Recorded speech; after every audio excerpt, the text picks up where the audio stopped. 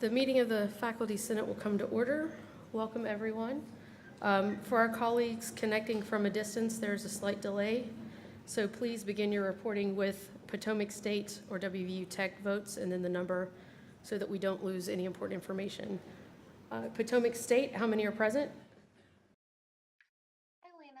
2 are present, Merrifield and Wilcox. Thank you. And do we have 2 connections for Tech today? Yes, we have 2. All right. WVU Tech in Montgomery, how many are present? 3, Barco, Lively, and Davari. Thank you. And WVU Tech in Beckley, how many are present? 1. All right, thank you. And we have a quorum for today. First, we have the approval of the minutes from the October meeting, and these have been distributed as an annex to your agenda. Are there any corrections to the minutes from the October meeting? Hearing none, the minutes are approved as written. Dr. Gee will not be here with us today, so next up we will have the Provost report from Provost McConnell.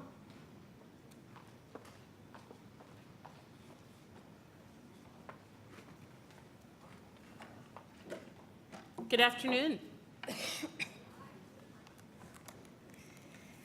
So today we have a number of things to talk about, but I'm going to start by just thanking all of you for the wonderful responses that the President and I got to the emails that we sent out post-election to take a position on the need for discourse and the need for civil and respectful discourse. And we've absolutely been overwhelmed by the number of positive responses we received, so I really, really appreciate it. I do want to share with you that one of the adventures I went on this semester was to teach a freshman seminar. Bob Bastris, my colleague, and Sean Tu are sitting here from the law school. They know as law professors, you spend your entire career teaching young adults. You do not teach 17 and 18-year-olds. And so I decided, since we had revamped the freshman curriculum, particularly to correspond to Project 168, that I was going to teach the seminar to see how it was working. And Brian Stevenson, how many got to hear Brian Stevenson speak on Monday night? Well, okay, just one, I see, one hand. Brian Stevenson is the author of the book Just Mercy, which is what we had selected for the campus read and what we've read in our freshman seminar. And he is a death penalty social justice lawyer, but much, much more. His work is about anti-death penalty, but a lot of his other work is about bringing attention to the United States history of slavery and racism, and he continues that work in Alabama as well. But he spoke on Monday night, and he spoke in a framework of 4 things, and the first thing he said was, in order to be able to understand what needs to be done to achieve justice, you have to be proximate to injustice. In other words, you have to put yourself in the place where the injustice is taking place. The second thing he said was, it's very important, narratives play a very critical role in how we understand the world, and we have to change the narrative. We have to be more affirmative about what it is we say and how we tell stories and how we describe people, so that we're always changing the narrative toward justice. The third thing he said was to never get into despair or hopelessness, that through hope comes action and change. And then the final thing he said was, we have to be willing to participate in difficult conversations. And in my seminar on Thursday with my freshmen, my wonderful 30, 17, and 18-year-olds, they had read the book Just Mercy. Most of them had gone to hear Brian Stevenson. So we used his paradigm, we used that framework to have our conversation about the election. And it was very, very powerful. And so if all of you have an opportunity to talk to your students or already have, I'd love to hear more about how your conversations went.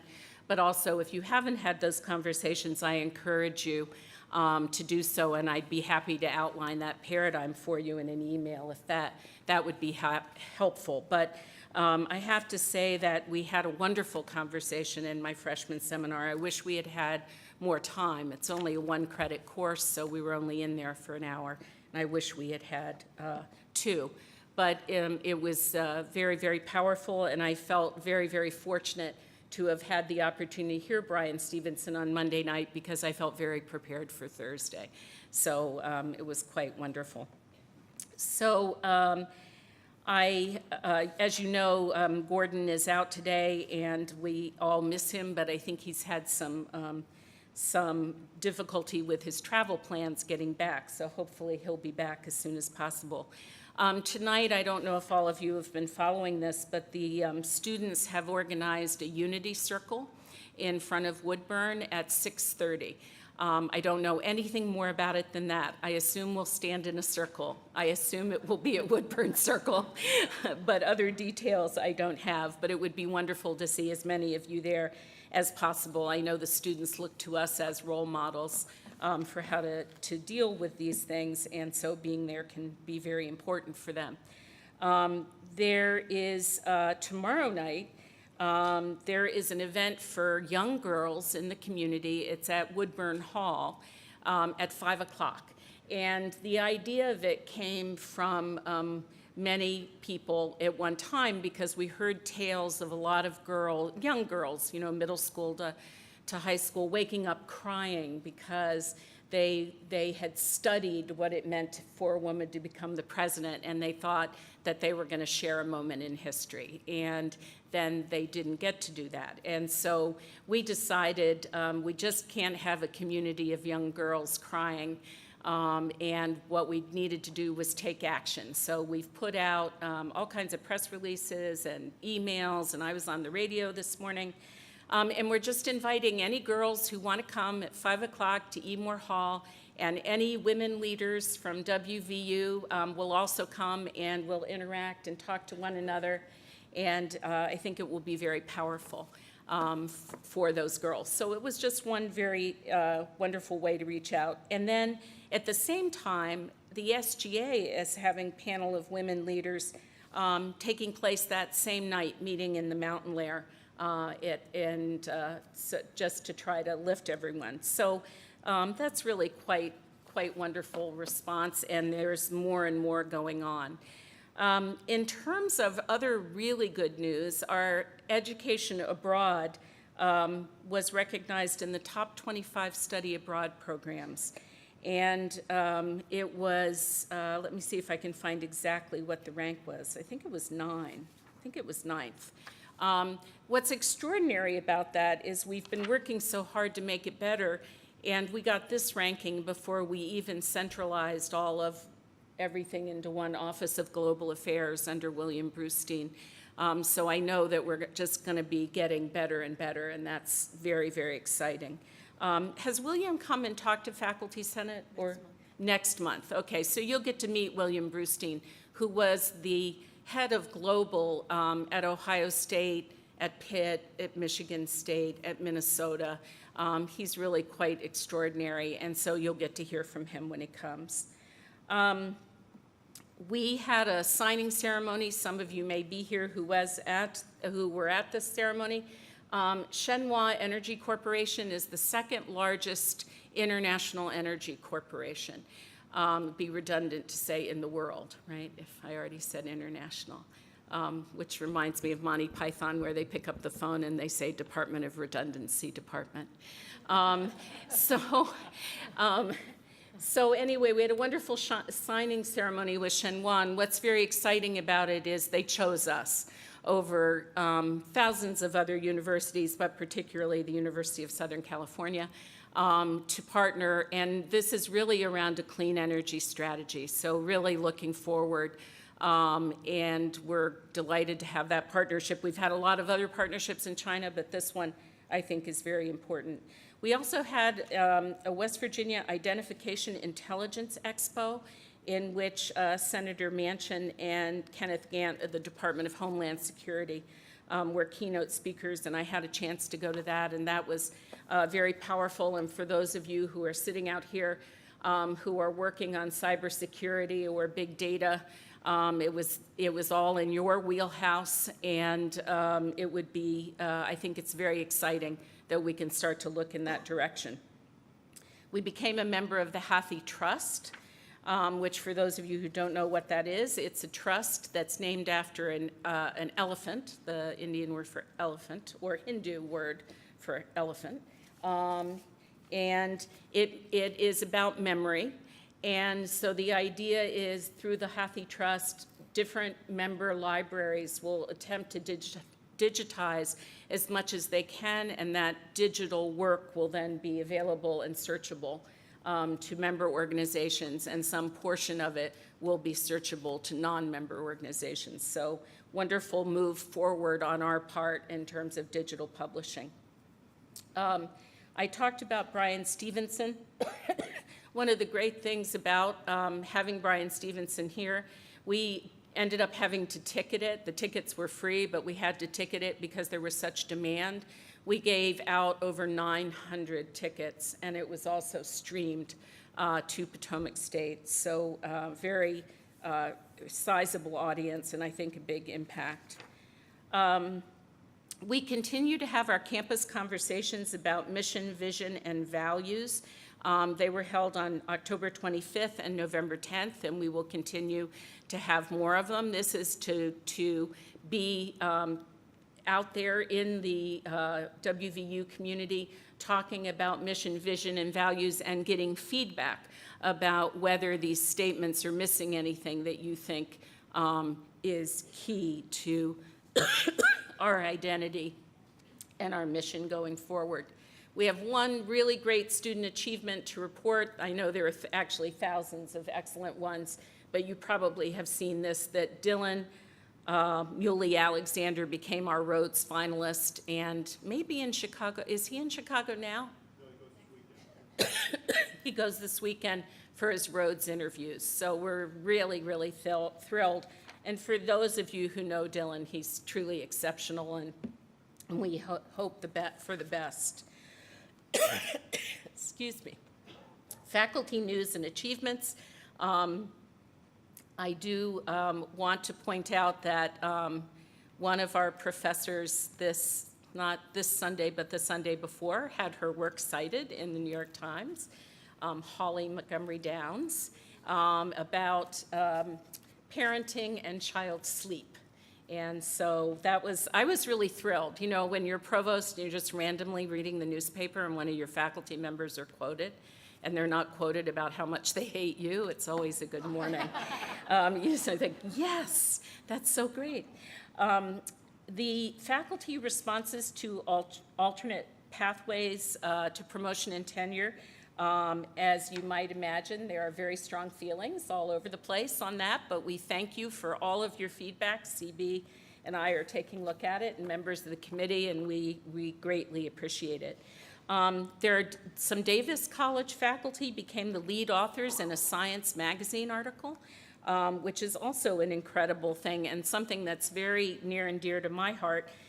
It was a study of biodiversity in forests and the variety of living things on Earth, and how biodiversity in a forest actually increases tree productivity, tree growth, tree health, et cetera. And they found an absolute link. The highest levels of biodiversity give way to the healthiest, most productive forests. So that was a wonderful article in Science. And then DJ Pisano of WVU Astrophysics mapped the distribution of hydrogen across the Milky Way. I love this. Revealing details about a galaxy that have never been seen before. The new map and related research was published in Astronomy and Astrophysics. It required more than 1 million individual observations and about 10 billion individual data points. Pisano and his collaborators in the Galactic All-Sky Survey in Australia spent more than 2,000 hours over 2 years mapping the sky south of the equator. So that's a really, really significant achievement. And Cheryl Ball, speaking of digital publications, received an NEH grant for working with authors around digital publications. So we're very, very excited about that. Finally, we're announcing another round of the Provost's Academic Leadership Fellows. We've had great success with that program. So if you're interested in pursuing a role in academic administration, please apply for the 2017-2018 program. And one of these positions we're very excited about because this person would actually spend some time each week in Beckley. So really trying to spread out to our other campuses. And I will be happy to close on those notes. You can see it's been a pretty productive time here on campus. I'd be happy to take any questions. I can go to Potomac State first. Do you have any questions?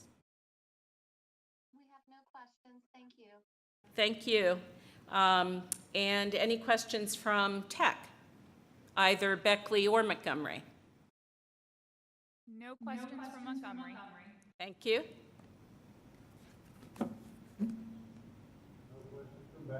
Okay, thank you very much. Yes, I see I have a question here. Hi, Brett McCusker, Geology and Geography. I'm the Associate Chair for Geography, and I've had a lot of faculty, staff, and students come to me since last week with concerns. And I think one of the things that we can do is reassure people who are nervous about the future going forward some of our core values. And I've got just a short list of some of those values that they have asked me to ask either yourself or President Gee. So I'm going to do that. And I'd first like to commend the President for sending out the email that he sent. I think that was timely. It did reassure faculty, staff, and students. That was the first concern. Second, we've seen, this is not hypothetical, we have seen some of these actions across the country, which has raised concern. So I would ask that the administration of WVU, do you still and do you affirm that you will protect and defend the institution of tenure at West Virginia University, including any attempts to undermine tenure through political influence? I can stop in between, I only have 4 points. Related to this, will you acknowledge that there could be potentially significant changes in research funding going forward that will affect faculty and students who have already invested a great deal of their career path in certain areas that are now potentially deemed controversial? I think subjects such as climate change come immediately to mind. That you will continue to resist any efforts to permit firearms on campus. And finally, that you will resist any attempt to cut the budget of or reduce or eliminate academic programs in any areas that are deemed controversial. This is a short list. These are real concerns of people who have been watching this country politically and universities in that situation who've brought these concerns to me and asked for reassurance from the administration of the university. Well, absolutely. I mean, there's, let me go through them and make sure that I've got them all. But let me start with academic freedom. We are absolutely 100% committed to academic freedom, and we've always said that. We've reiterated it in both of our messages. And academic freedom obviously relates to areas of research and what people are teaching in their classrooms and what it is they're producing scholarship about. So absolutely. That was the first one you raised. What was the second? Controversial areas of research?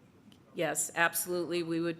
I think under the umbrella of academic freedom in its most profound sense, the reason for academic freedom is to protect the incremental increase or enhancement of the body of knowledge. And you cannot get that kind of exploration and proof from research unless people are free to do what it is their research drives them to do.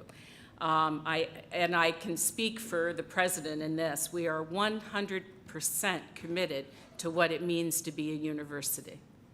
Including sabbaticals. We've always had Thank you. sabbaticals. We have a very, I mean, CB is sitting here, he's our associate provost for faculty, but we've had a very generous sabbatical program.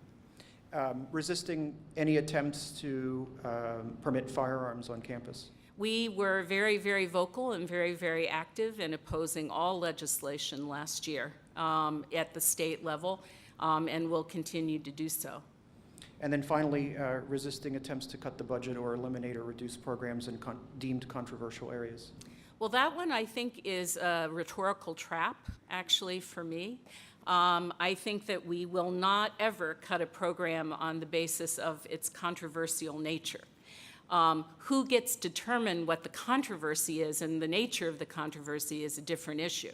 If you're talking about research areas and academic freedom and that sort of thing, if you're talking about controversy about whether a program is relevant, that's a different kind of question. The academic freedom vein. Absolutely. Thank you.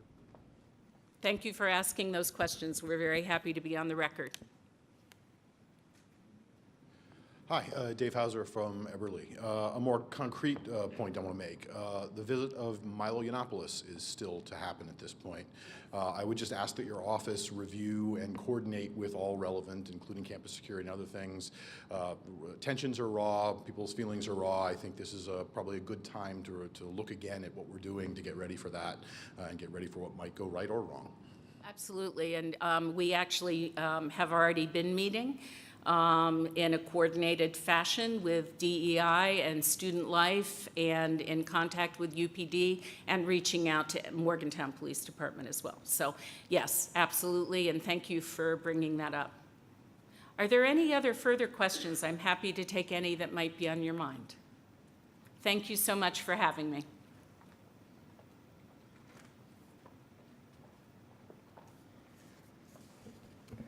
All right, so amendments to the faculty constitution, which went out after our last meeting, were approved by a vote of the faculty assembly, so those proposed amendments go into effect immediately.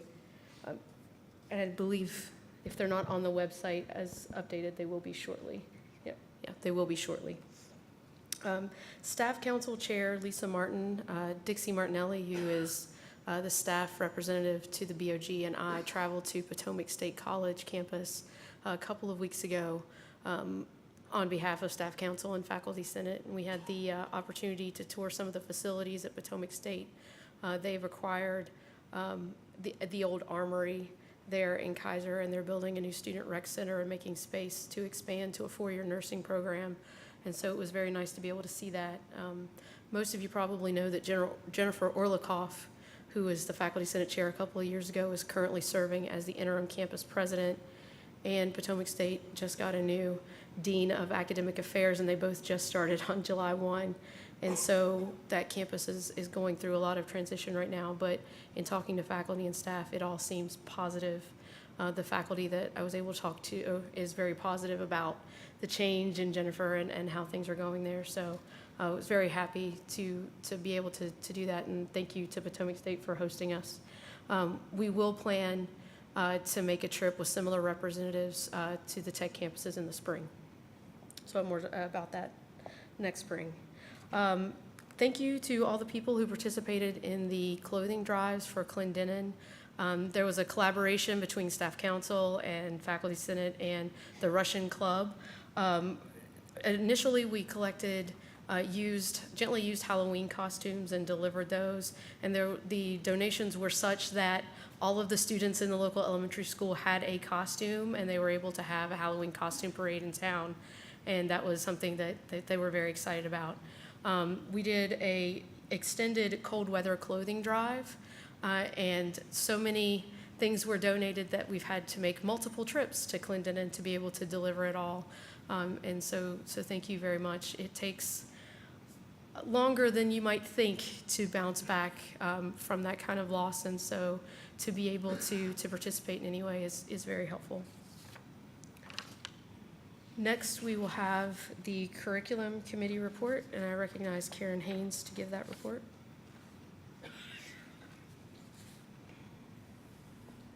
Karen Haynes, Communication Sciences and Disorders.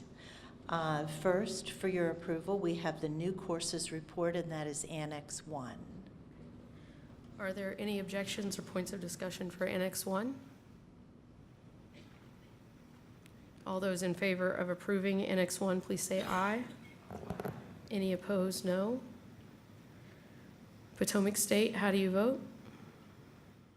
Potomac State has 2 ayes. WVU Tech in Montgomery, how do you vote? We have 3 ayes.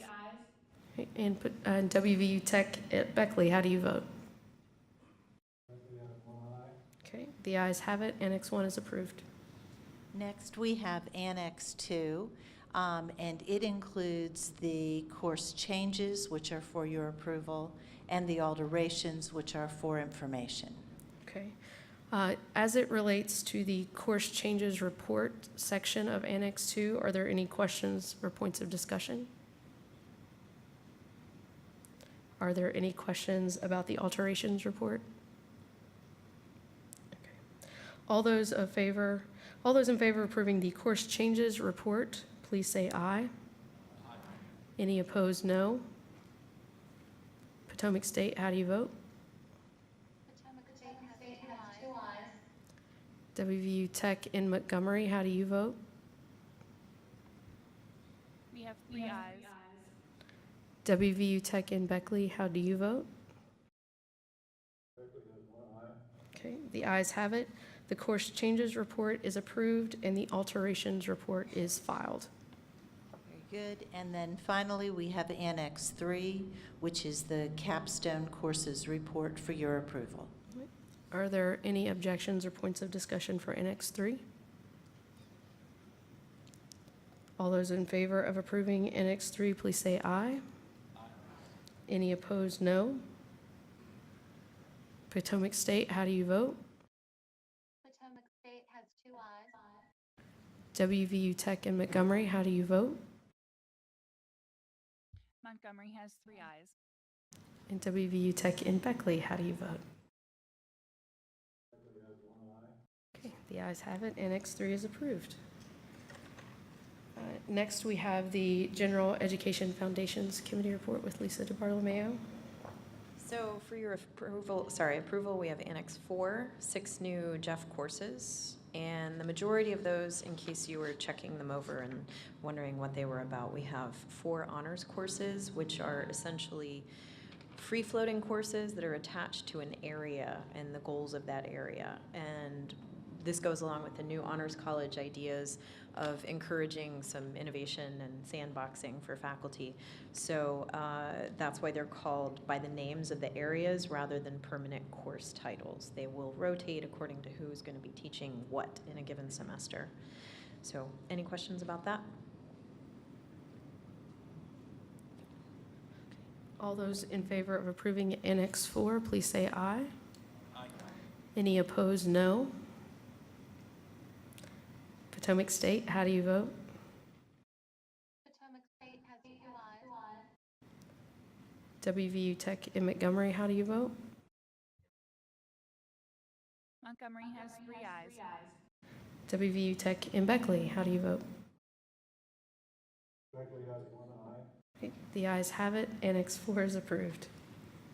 Okay, so annexes, if we can lump them all together, annexes 5 through 8 are essentially, well, 5 is a transition of a GEC to a GEF course.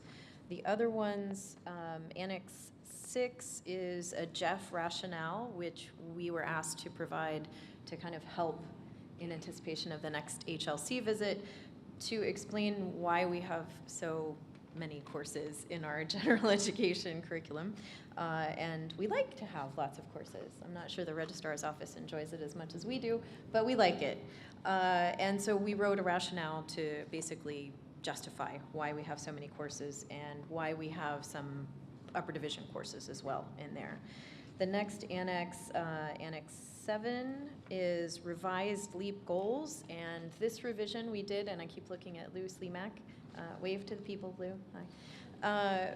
Lou indicated to us that it would be a lot easier for him to do assessment of the general education courses and areas if we stuck with the LEAP outcomes that would enable him then to use the value rubrics to do an overall assessment project. So we tweaked them just a teeny tiny bit, and what you see in that annex in italics is our flavor on the LEAP goals. So it's not a big change, it's just semantics more or less. And then we have revised KIM questions in Annex 8, and these are the Curriculum Inventory Management System questions that are asked of new course proposals or JEF transition or revision. So hopefully these new questions will enable us to get at the information we need and will make it much easier for instructors to answer those questions.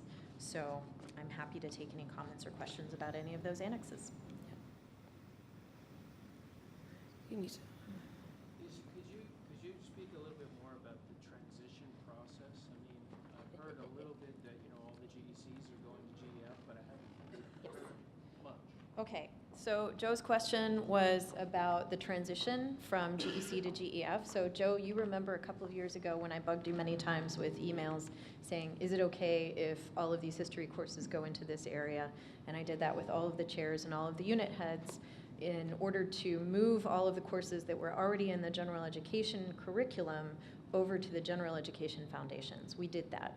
So that was approved a year and a half, 2 years ago, and is on the registrar's site, is what students are working with from August onward now. The new catalog, all new incoming students use that.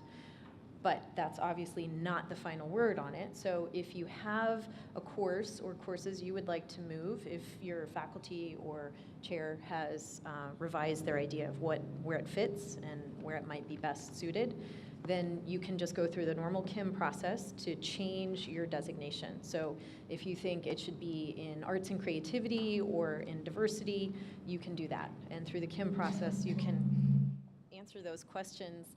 And are we okay? I feel like I'm going to get radioactive here. So you can petition to have it changed as you would any other gen ed course in the past. What you probably are asking about is how we're going to move all those courses through and get them what we're calling LEAPified, right? Where we bring everybody into compliance with the LEAP goals that we've identified.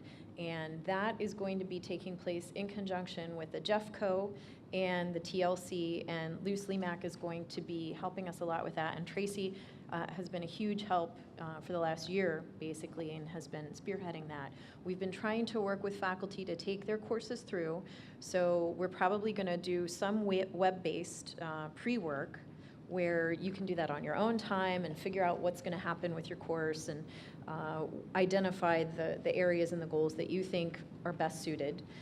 And then you'll go in and work with someone who will walk you through. And this is potentially very helpful to all faculty because it will help you figure out how you're assessing your goals, which goals you're actually going for, rather than going scattershot and saying, oh, I'm going to do all of them. So Lou, do you want to comment on that?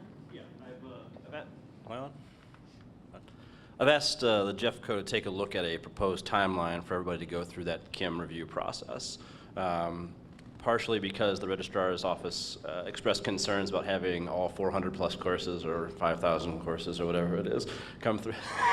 Sorry, at least come through KIM at once, and also to ensure that I had a full year of assessment data that I could gather next year. So we proposed a structure for having those go through by area, and once that is given approval and dates by the JEFCO, we will contact the relevant departments that have courses in those areas to let you know you've been slotted for more or less this time period, so that you can still proceed through as an individual instructor as you wish, but that departments will have an opportunity to have focused training with the TLC, with me, and also to make life easier for the registrar's office to get that through KIM. We hope to have that out this semester, probably? Probably by the end of the semester, we should be able to schedule some of those webinars and then figure out the schedule for the in-person things. But one of the advantages of that potentially for departments is that it could be used for your departmental assessment plan for the following year. You could pitch that to your department as that's what we're going to do, is we're going to leapify all of our gen ed courses or potentially leapify an entire program. So we're hopefully going to be able to make it multivalent for you and not too time consuming without enough payoff. Any other questions, Joe? No? Are there any other questions about Annexes 5 through 8? If not, these annexes are filed. Thank you. All right, next, we'll have the Advisory Council Faculty Report with Roy Nutter. Roy Nutter, Statler College, and your ACF rep. In the last month, I attended the Community Technical College Council meeting, and I think the takeaway from that I had was that the two-year schools, for the most part, are in serious financial trouble, to the point where the one that stood out to me was New River. New River has a lot of facilities across Midwest Virginia, clear down through the southern part of West Virginia. And they're selling facilities, they're planning to sell buildings, sell land. They've got more things to maintain than they possibly can do. I think that's becoming more and more common, especially in these two-year schools. ACF met in the afternoon, and its normal thing of we probably wasted an hour and a half talking about the election, and that was about it. So it was hurry up and wait at that point. We now know pretty much what the election result has been. And if I am not mistaken, it looks like the legislative leadership will change in at least one part of the legislature. We now have a new governor. I think the Republican caucus is December 3rd. I just read a little bit ago. So after that, we'll probably be able to name names and at least some of the committees and things that are happening. Other than that, relatively quiet. The HEPC, Higher Education Policy Commission, which is over the four-year schools, meets this Friday. I intend to go down to that. I looked at the agenda. There's a couple of things you might want to look at. One of them is a human resources report that compares faculty salaries with nationwide salaries, and they do it by discipline. I found it very interesting. Also found a lot of fault with it, but I guess we all would. There are a number, or not a number, but a couple of other things on that agenda. If you have a moment, just Google WVHEPC and look at the agenda. Nothing there except reports, but there are probably reports we maybe should at least be aware of. ACF will also meet this Friday. I'll attend that. There's probably not going to be much happen there, given that legislature hasn't functioned as yet. That concludes my report. Okay. Does anybody have any questions? Thanks. Next, we have the Board of Governors report with Stan Homlin. The Board of Governors met on November 3rd and 4th. One of the things was we received an update on Adventure West Virginia from Greg Corio. Some of the more major points, he's pointed out that $1 in investment in Adventure West Virginia ends up making about $10.60 due to increased retention rates and graduation rates of participants, and especially those of the lower income students. He mentioned that WVU Go will be a new app to cover campus recreation, and we also spent some time talking about the Summit Bechtel Reserve Initiative. That is the Boy Scout facility, and there's a lot of possibilities and potential for interaction with WVU on many fronts in regards to using that piece of property in that facility. We also heard a classified staff report from Dixie Martinelli, as well as staff representatives from Potomac State and WVU Beckley. Some of the more salient points. Since 2013, classified staff at WVU has lost 435 positions. They are now at about 2,604 individuals. So if you think about it, that's about somewhere around a 20 to 25% loss in personnel. Maybe more scary, the fact is that the average age of those individuals is 48, and 40% of those are currently eligible for retirement.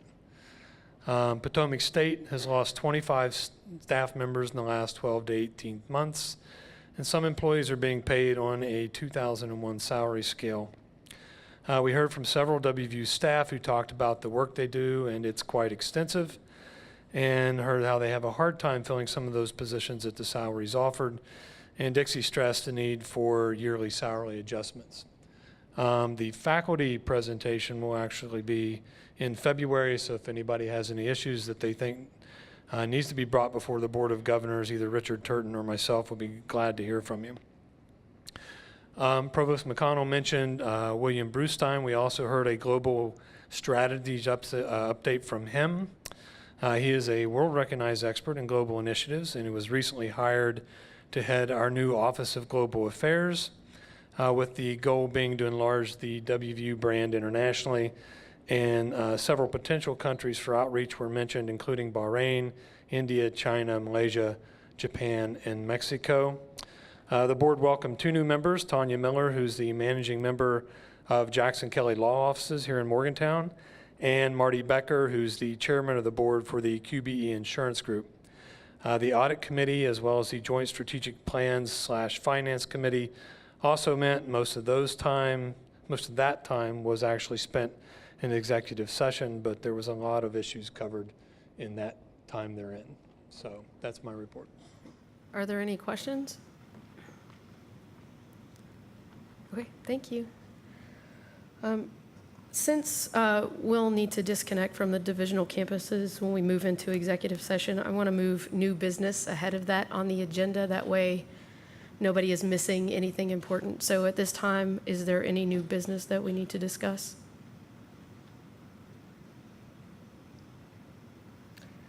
Okay, if not, the chair seeks to move that the Faculty Senate resolve itself into executive session according to West Virginia Code, Chapter 6, Article 9A, Section 4, to discuss a matter related to honorary degrees.